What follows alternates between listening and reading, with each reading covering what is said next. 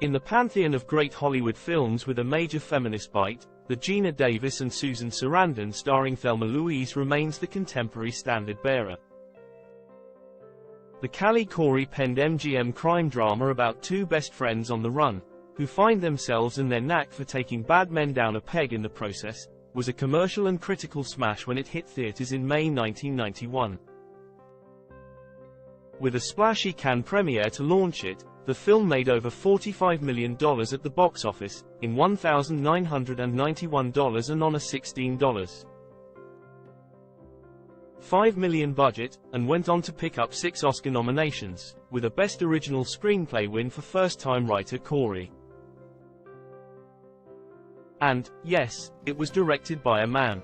That Ridley Scott was at the helm of this feminist masterpiece still surprises some, or at least those not totally familiar with the filmmaker's wide oeuvre. Even star Davis still feels the need to remind people of that, as she told IndieWire during a recent chat at the Bentonville Film Festival, which she founded and chairs.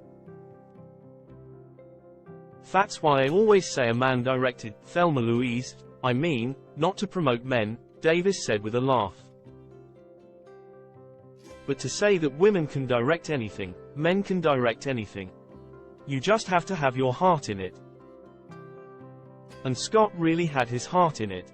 The filmmaker initially intended to only produce the film after it was brought to him by Mimi Pope-Gitlin, who ran his production company at the time, and bought its rights for $500,000, before adding other financiers and producers to the project to get it off the ground.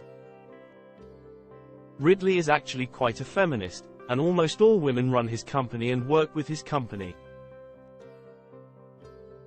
He loves and reveres women, Davis said. He wasn't intending to direct it himself, but when he met with other directors, he was passionately describing what he wanted it to be. He couldn't find somebody that matched that passion. "Well, I should just direct it myself." He obviously did a bang-up job. He did an incredible job.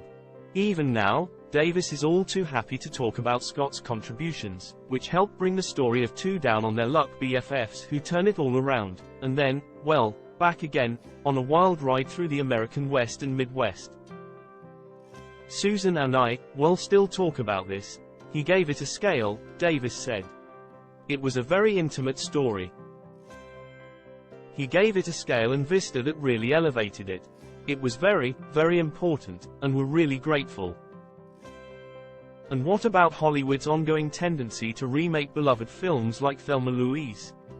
In recent years, wild rumors have persisted on a potential new take, like one involving no less than Beyoncé and Lady Gaga, chatter that went very viral last year despite not panning out in the slightest. Other creators have tried to put a spin on it in different mediums, like a musical workshop with Evan Rachel Wood and Amanda Seyfried last year. Davis is clear. "Don't do it.